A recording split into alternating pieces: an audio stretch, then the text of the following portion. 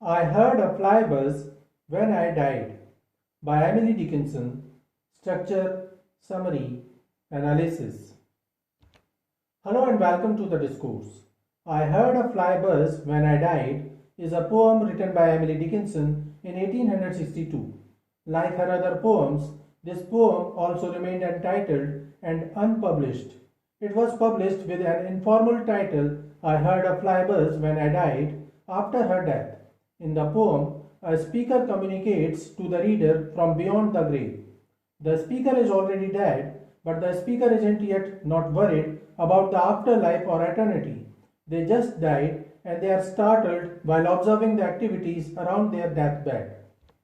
The speaker is focused on the actual rites of dying, of having one's last moments. The poem appears quite serious, but then the irritating fly arrives and the speaker gets disturbed by the fly. The poem shows the poet's doubts regarding religion and social comforts.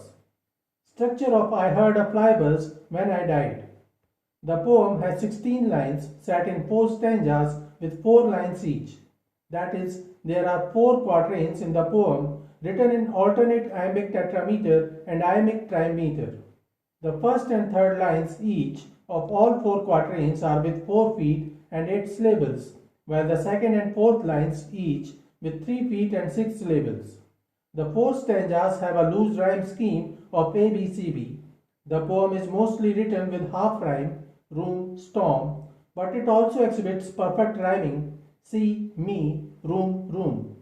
Emily Dickinson majorly used enjambment, repetition, and alliteration, stillness and storm in lines 3 and 4 of the first stanza, as well as blue and between in lines 1 and 2 of stanza 4. In this poem, Emily also used juxtaposition. Themes of I Heard a Fly Buzz When I Died. The major theme of the poem is the mystery of death, as the poet attempts to describe the transition between life and death.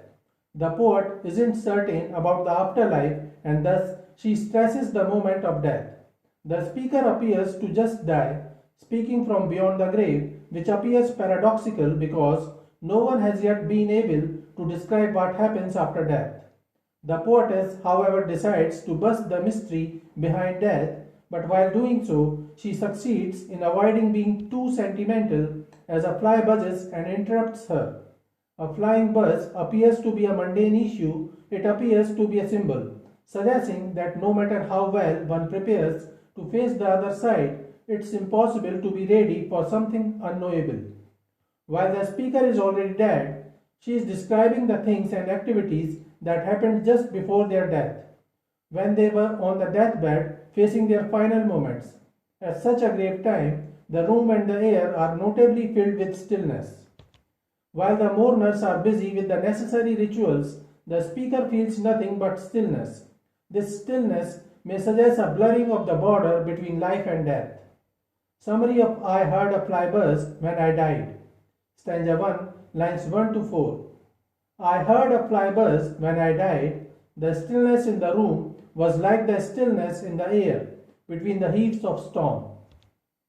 In the first line, the speaker announces that they are dead, making the poem paradoxical and mysterious. The speaker is reporting right after they died, although it is impossible, and what they report is that they heard a fly buzz right at the moment when they died. The poet decorated the first line of the poem with juxtaposition.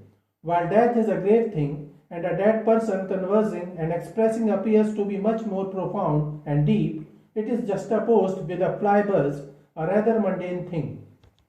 The associations between flies and death are gross and spooky too. The fly buzz is contrasted with the stillness of the room where the speaker died.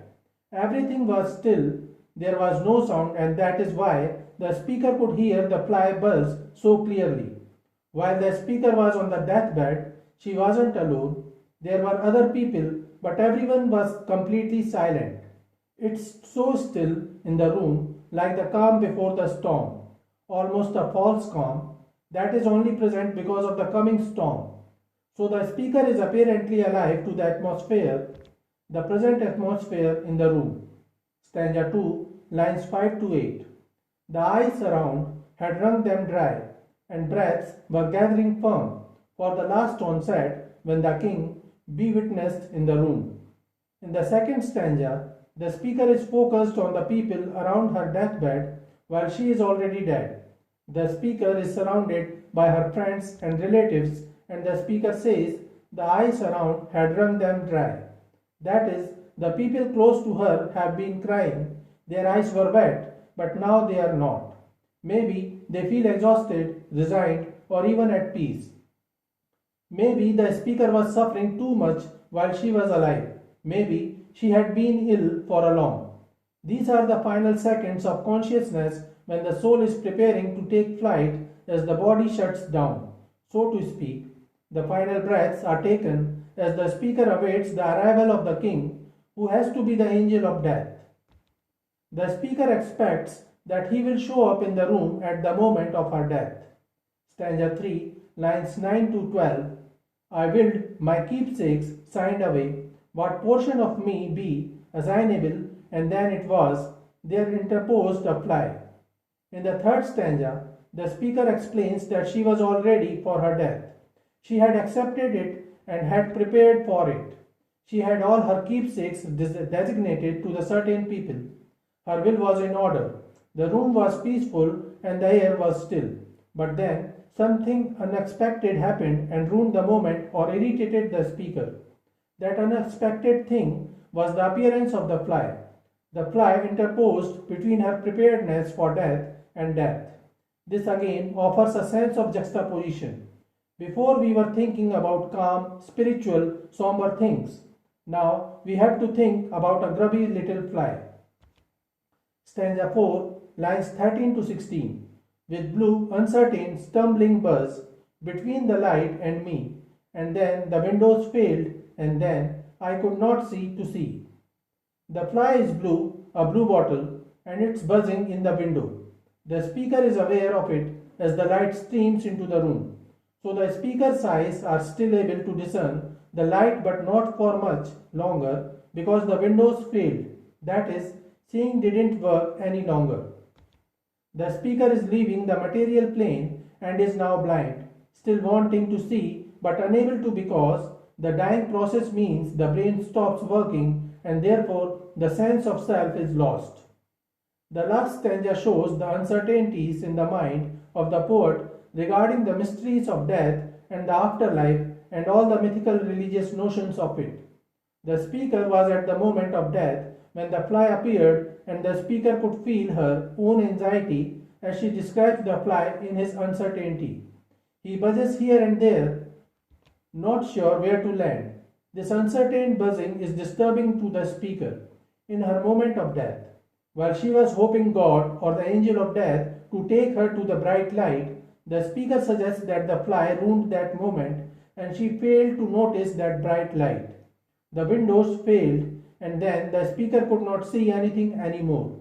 When she died, the speaker heard the buzzing of a fly, experienced darkness, and had a feeling of uncertainty. This uncertainty is about the religious viewpoints, about death and the afterlife, and the notions of heaven and hell. So this is it for today. We will continue to discuss the history of American English literature. Please stay connected with the discourse. Thanks and regards.